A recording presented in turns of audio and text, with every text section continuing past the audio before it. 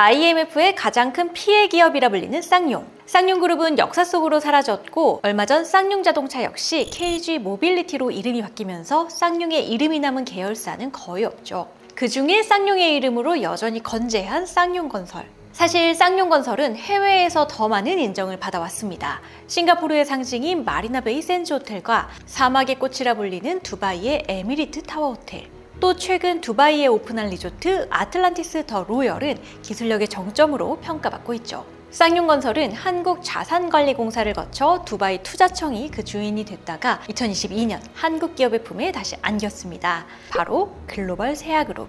국내 최대 의류 제조기업이라는 것 외에는 비상장 기업으로 그동안 베일에 가려져 있었는데요. 글로벌 세아는 쌍용건설 인수로 자산총액 5조 원이 넘는 대기업 집단으로 편입되었고 공시 의무가 생기면서 그 베일을 벗었습니다. 1986년 OEM 기업으로 시작해서 지금은 원사부터 의류 제작, 브랜드 운영까지 의류 산업을 수직 계열화하고 제지업, 플랜트 건설에 이르기까지 국내에만 18개, 글로벌로는 66개 계열사, 고용 인원은 수만 명에 이릅니다. 그런데 여러분, 글로벌 세아 잘 모르셨죠? 저는 처음에 글로벌 세아가 쌍용건설을 인수했다길래 합정에 있는 철강회사 세아그룹인 줄 알았거든요.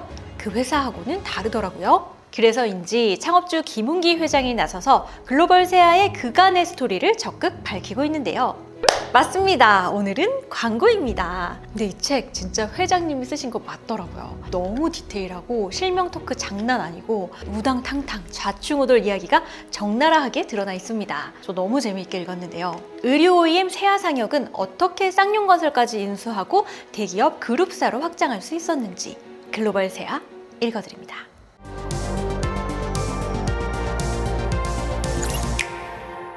35살 청년 김웅기는 충남 방적 계열사 충방의 의류사업부 과장이었습니다. 그는 충방의 전문 경영인이 되는 것이 꿈일 만큼 회사의 뼈를 묻을 작정이었죠. 그런데 당시 전문 경영인으로 있던 사장은 회사를 위해 일하지 않았습니다. 그는 사적 이익을 담은 지시를 했고 과장이던 김웅기가 그런 지시를 거부하자 이 사장과 갈등이 생깁니다. 충방은 글로벌 의료회사의 오더를 받아 주문 제작하는 OEM 회사였는데 아무리 오더를 받아와도 사장이 결제를 해주지 않아 원자재조차 발주할 수 없었습니다. 나가라는 소리였죠. 사실 주변에서는 모두가 창업을 말렸습니다. 잘 나가는 의료업계에서 러브콜도 받았죠. 그런데 면접을 보고 터덜터덜 걷던 그는 마포구의 한 건물에서 사무실 임대라는 현수막을 보고 홀린 듯이 그 사무실에 들어가 보게 됩니다. 그날 저녁 아내와 상의 끝에 김웅기는 통장 잔고 500만 원을 털어 사업을 시작하기로 합니다. 회사 이름은 첫째 딸 세연과 둘째 딸 진아의 이름을 딴 세아교역. 때는 1986년 미국 시장을 대상으로 한 의류 주문 제작 업체였죠. 영세한 시절 처음에는 어려움의 연속이었습니다. 한 번은 100만 달러가 넘는 오더를 수주하여 열심히 제작을 했는데요. 선적하기 직전 최종 검사에서 컬러가 일치하지 않는다며 퇴짜를 받은 겁니다. 김웅기 회장은 당장 샘플을 챙겨 들고 맨하탄으로 날아갑니다. 클라이언트에게 직접 보여주며 설명했고 그 정성에 결국 패스, 모두 선적할 수 있었습니다. 처음에는 이러한 일들의 연속이었죠. 미국을 마치 부산처럼 드나들고 공장에서 밤샘하던 나날이었습니다. 하지만 김웅기 회장의 수주 능력과 꼼꼼한 제품 실력으로 세아교역은 2년 만에 빠르게 자리를 잡았습니다. 생각해보면 그를 괴롭히던 사장이 아니었으면 사업을 시작하지 않았을 테니 오히려 다행이었죠. 김웅기 회장이 세아상역을 시작했던 80년대 후반에도 한국의 기업들은 이미 해외 진출을 시작하고 있었습니다. 인건비 문제도 있었지만 더 큰 문제는 미국 수출에 주어진 섬유 쿼터. 이로 인해 한국 기업도 할당된 쿼터만 수출할 수 있었습니다. 그런데 해외의 일부 국가는 섬유 쿼터 제약을 받지 않았고 이 때문에 한국의 섬유 기업들은 제조 기지를 해외로 이전하기 시작한 겁니다. 세아상역도 1993년 중국 칭다오에 합작 공장을 가동합니다. 세아상역은 오더를 수주하고 원 부자재를 공급했고 한국인 기술 책임자가 생산을 주도했죠. 중국에서는 공장 건물, 기계 설비를 댔고 칭다오에서 저렴한 인건비로 생산할 수 있었습니다. 몇 년 후에는 합작회사와 자연스럽게 헤어져 직접 공장을 설립합니다. 이 국내 공장을 찾아 제작 납품하던 세아상역이 처음으로 자가 공장을 갖추고 직접 생산에 돌입하게 된 겁니다. 두 번째 진출지는 사이판이었습니다. 사이판은 미국령이라 쿼터가 아예 없었고 게다가 관세도 없었죠. 있었죠. 사실 1992년 세아상역이 진출할 때는 이미 사이판은 끝물이라고들 했습니다. 한국과 대만 제조기업이 진출한 지 오래였고 인건비는 점점 높아지는 상황이었죠. 하지만 김은기 회장은 공장의 생산성을 높이면 충분히 가능하다고 생각, 사이판에 1000명 규모의 공장과 기숙사를 짓습니다. 그리고 중국 연길에서 숭룡공 1000명을 선발하여 사이판으로 보내서 제작을 시작했죠. 이때 데일리 코스트 시스템 등 자체적인 생산성 강화 방안을 도입했고 사이판 공장은 성공적으로 안착할 수 있었습니다. 또 이때 사이판에 먼저 진출해 있던 방진이라는 기업을 인수해 첫 M&A도 성공적으로 마쳤죠. 세아상역 창립 10주년인 1996년에는 수출액 2,300만 달러로 중견기업으로 성장해 있었습니다. 사이판 다음으로 눈을 돌린 곳은 중미였습니다. 이 중미의 6개 나라는 미국과 중미 자유무역협정, 카프타라는 무관세 협정을 맺었기 때문인데요. 수출입 회사에게 관세 면제는 매우 큰 혜택이었죠. 처음에는 과테말라에 공장을 세우기 시작합니다. 공장과 기숙사를 세우고 사이판에서의 노하우를 바탕으로 금세 생산기지로 가동할 수 있었죠. 그 결과 공장은 점점 늘어나고 채용은 더 많이 했습니다. 몇 년 만에 세아상역은 과테말라 전체 수출액의 11%를 차지하게 됐습니다. 하지만 중미에는 항상 위험이 도사리고 있었습니다. 한 번은 과테말라에서 일하던 한국인 법인장이 납치되기도 했는데요. 일요일 새벽 교회로 가는 법인장의 차량을 누군가 고의로 들이받고 차에서 나오는 그를 납치한 겁니다. 마치 영화처럼 숨막히는 현장이었습니다. 두건을 쓰고 방에 갇힌 법인장, 범인들이 없는 틈을 타 도주하다 발각이 되었는데요. 이 목 부근에 총을 맞고 정신을 잃었죠. 법인장이 다시 깨어났을 때 그는 피를 흘리며 혼자 쓰러져 있었습니다. 범인들이 그가 죽은 줄 알고 도주를 한 거죠. 그 틈을 타 법인장은 죽어라 도망쳤고 피를 흘리며 도로에 튀어나온 그를 한 시민이 병원까지 데려다 주면서 구사일생으로 목숨을 건졌다고 합니다. 하지만 심장 가까이 총알이 박혔고 수술을 하는 게 더 위험해서 평생 총알을 품고 살게 됐는데요.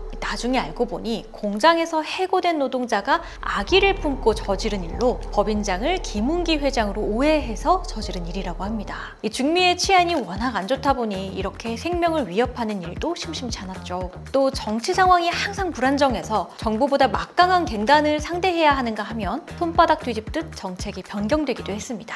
하지만 김은기 회장은 매번 어려움을 제거하며 니카라과, 멕시코, 엘살바도르 등으로 공장을 확장해 나갔습니다. 이 각국 경제에 중요한 비중을 차지하는 외자기업이 되면서 각국의 대통령, 행정부와도 긴밀한 관계를 유지하고 협조를 받았습니다. 또 원사를 저렴하게 구하기가 너무 어려웠기 때문에 코스타리카에 원사 공장을 직접 차리기에 이르죠. 그 결과 중미의 여러 나라에서 의류 공정을 수직 계열화할 수 있었습니다. 빅토리아 시크릿, 유니클로 등 미국에 수출하는 탑티어 패션 브랜드라면 꼭 거칠 수밖에 없는 세계 1위 OEM 회사로 성장하게 되었죠. 중미에 있는 여러 나라 중에서도 세계에서 가장 가난한 나라 IT. 김은기 회장은 일찍이 제조 기반으로 IT를 눈여겨봤으나 진출하려 할 때마다 쿠데타가 일어나는 등 인연이 닿지 않았습니다. 그러던 2010년 IT에 매우 큰 지진이 일어났고 30만 명이 사망, 100만 명의 이재민이 발생했죠. 이때 미국 국무부에서 세아상역에 IT에 공장을 짓고 투자할 것을 제안합니다. 이 IT가 땅과 인력을 제공하고 세아상역이 제품을 만들면 미국이 수입을 하는 협력이었습니다. 사실 비즈니스적으로는 합리적이지 않은 결정이었죠. 폐허가 된 IT에 공장을 짓는 일은 밑빠진 독에 물 붓기가 될 수 있었습니다.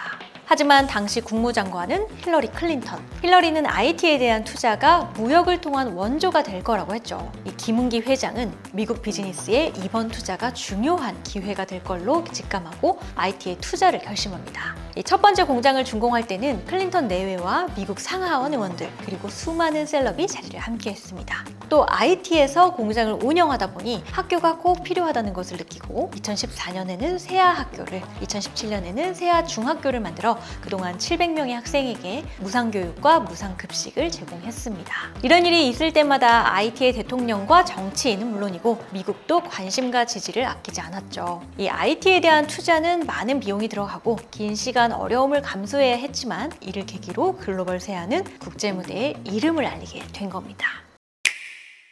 2006년 글로벌 세아는 조이너스, 꼼파니아, 트루젠 등의 브랜드를 가진 나산을 인수하고 사명을 인디에프로 바꿉니다. 원사부터 생산까지 의류를 만들 인프라가 있었기 때문에 디자인과 브랜드까지 할 수 있는 수직 계열화를 꿈꾼 거죠. 글로벌 세아의 인디에프에 대한 투자는 당연한 수순으로 보입니다.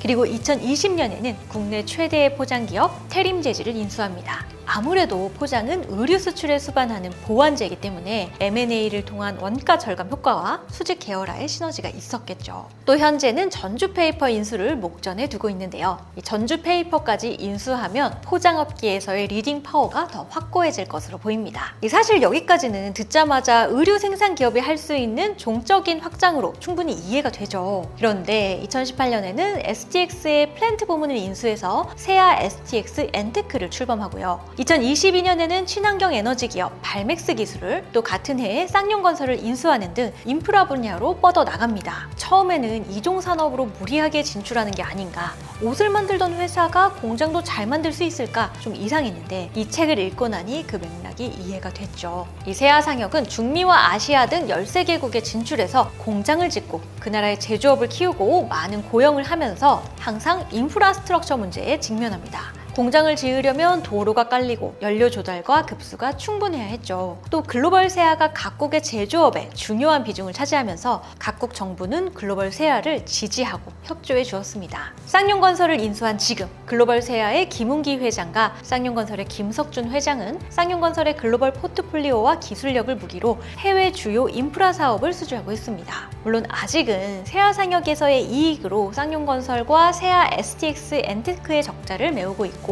이를 흑자로 전환해야 하는 숙제가 남아있기는 한데요. 내실부터 차곡차곡 다져온 김웅기 회장이 앞으로 인수한 회사의 체질을 얼마나 전환할지 기대가 되는 대목입니다.